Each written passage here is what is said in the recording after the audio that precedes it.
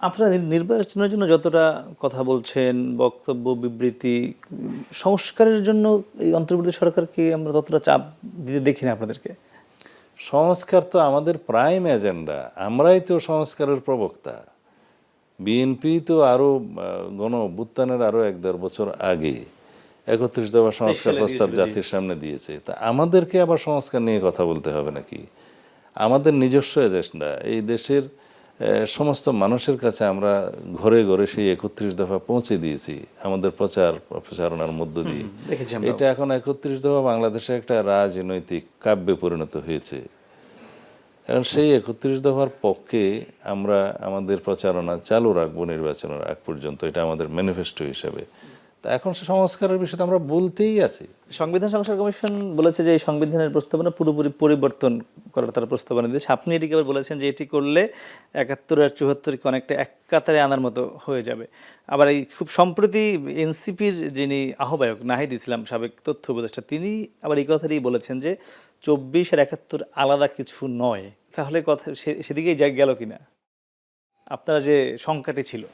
বিষয়টা এই বিতর্কের জন্য বলছি না, আমাদের জাতির জীবনে এবং প্রত্যেক জাতির জীবনে যারা যুদ্ধ করে স্বাধীন হয় তাদের জন্য স্বাধীনতা সংগ্রাম, স্বাধীনতা যুদ্ধ, মুক্তিযুদ্ধ, বিজয় অর্জন এবং স্বাধীনতা পাওয়া, একটা স্বাধীন দেশ পাওয়া, সেটা প্রত্যেক জাতিরই অহংকারের জায়গা, 1 নাম্বার জায়গা এবং জাতীয় জীবনের প্রধানতম ইতিহাস। সেই জায়গাটার সাথে জাতীয় জীবনে আর কোনো ঘটনার তুলনা করা সঠিক নয়, এই বক্তব্যটা আমরা বলেছি। তবে অবশ্যই জুলাই গণ অভ্যুত্থানের যথাযথ মর্যাদা এবং স্বীকৃতি আমরা দিতে চাই, সেটাও আমরা উচ্চারণ করেছি। হ্যাঁ, এবং জুলাই অভ্যুত্থানের মধ্য দিয়ে একটি ফেসিবাদী সরকারের পতন হয়েছে গণতান্ত্রিক অধিকার প্রতিষ্ঠার জন্য।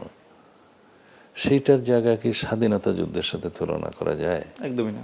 তো সেইটাই আমরা বলেছি যে মর্যাদা অনুসারে সংবিধানের কোথায় এই জায়গা হবে, তফসিলে হবে কিনা, কোন জায়গা হবে কিনা, সেটা আমরা আলোচনার মাধ্যমে নির্ধারণ করব।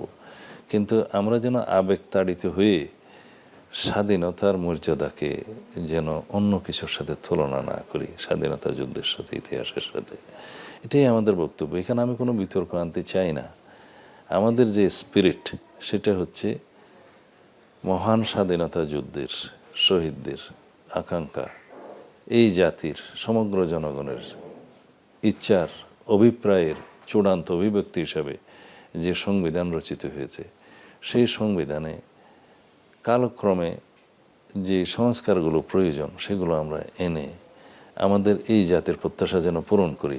অনেকের বক্তব্য হচ্ছে যে স্বাধীনতার যে মূল মন্ত্র ছিল সেটা আমরা অর্জন করতে পারিনি, স্বাধীনতার যে চেতনা ছিল, মুক্তিযোদ্ধাদের যে চেতনা ছিল, সেই স্বপ্ন, সেই চেতনা আমরা বাস্তবায়ন করতে পারিনি। সেটা অনেকাংশে এই অভিযোগটি সত্য। কিন্তু তাই বলে কি আমরা সেই সংবিধান, সেই স্বাধীনতাকে অস্বীকার করতে পারবো? না, অবশ্যই না।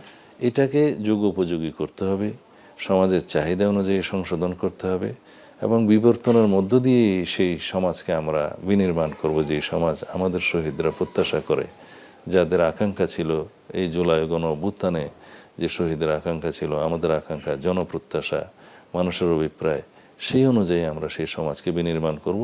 করতে গেলে আমাদেরকে সেই বিবর্তনের মধ্য দিয়ে যেতে হবে, সংশোধন এবং সংস্কারের মধ্য দিয়ে যেতে হবে, পরিহারের মধ্যে নয়।